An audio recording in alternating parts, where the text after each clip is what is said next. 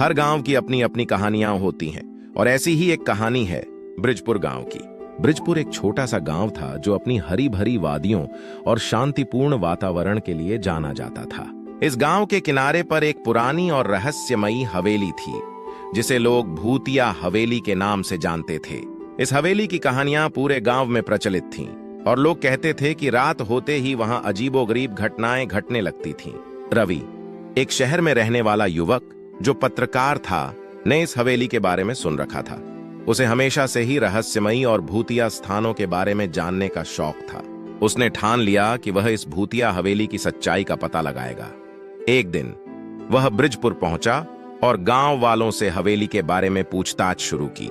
गांव के बुजुर्गों ने रवि को बताया कि इस हवेली में कई सालों पहले एक अमीर जमींदार का परिवार रहता था।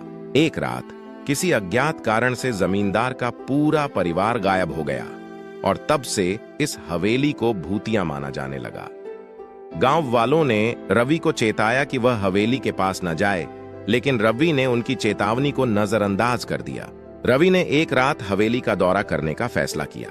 उसने अपने कैमरे और रिकॉर्डिंग उपकरणों के साथ हवेली में प्रवेश किया। हवेली के अंदर का वातावरण बहुत ही भयावह था। दीवारों पर धूल की मोटी परत थी, खिड़कियां टूटी हुई थीं और हर कोने में जाले लटके हुए थे। रवि ने अपने कैमरे से सब कुछ रिकॉर्ड करना शुरू किया। पहली रात को रवि ने हवेली में कुछ अजीबोगरीब आवाजें सुनी। उसे ऐसा लगा जैसे कोई उसके पीछे चल रहा हो, लेकिन जब उसने मुड़कर देखा तो वहां कोई नहीं था। उसने अपने कैमरे में उन आवाजों को रिकॉर्ड किया और सोचा कि शायद ये हवा की आवाजें होंगी। उसने इसे नजरअंदाज किया और अपना काम जारी रखा। दूसरी रात को रवि ने फिर से हवेली का दौरा किया। इस बार उसे हवेली के अंदर कुछ हलचल महसूस हुई। अचानक उसे ऐसा लगा जैसे किसी ने उसके कंधे पर हाथ रखा हो। वह चौंक गया और तुरंत मुड़कर देखा, लेकिन वहां कोई नहीं था। उसे डर लगा, लेकिन उसने हिम्मत नहीं हारी और आगे बढ़ता रहा। तीसरी रात को जब रवि हवेली का निरीक्षण कर रहा था, तभी अचानक उसकी मुलाकात एक युवा महिला अनुष्का से हुई। अनुष्का ब्रिजपुर की ही रहने वाली थी और उसके दादा दादी भी हवेली के रहस्य से परिचित थे। अनुष्का ने बताया कि वह भी इस रहस्य को सुलझाना चाहती थी और इसीलिए उसने रवि का साथ देने का निश्चय किया।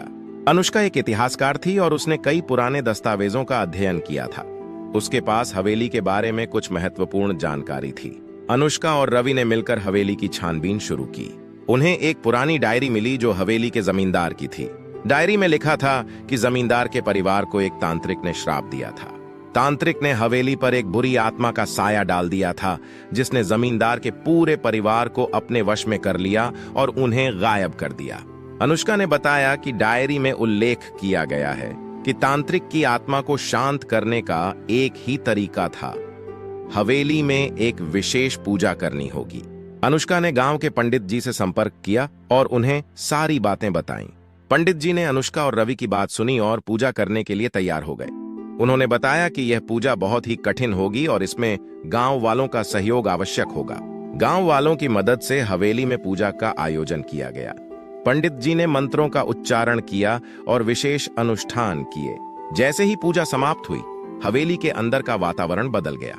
हवेली की दीवारें चमकने लगीं और अचानक से हवेली के अंदर की बुरी आत्माएं शांत हो गईं। अनुष्का और रवि ने महसूस किया कि हवेली अब पहले जैसी नहीं रही। पूजा के बाद हवेली में कोई भी अजीबोगरीब घटना नहीं घटी। गांव वालों ने इसे चमत्कार माना और अनुष्का व रवि का धन्यवाद किया। रवि ने अपने कैमरे में सब कुछ रिकॉर्ड किया था और उसने इस पूरी कहानी को अपने अखबार में प्रकाशित किया। इस घटना के बाद ब्रिजपुर गांव एक बार फिर से शांतिपूर्ण हो गया और हवेली को भूतिया मानने का भ्रम भी समाप्त हो गया। इस कहानी से हमें यह सीखने को मिलता है कि हर रहस्य का एक समाधान होता है, बस हमें धैर्य और साहस के साथ उसका सामना करना होता है। रवि और अनुष्का के साहस और गांव वालों के सहयोग से एक पुराना रहस्य सुलझ गया और ब्रिजपुर गांव को अपनी खोई हुई शांति वापस मिल गई।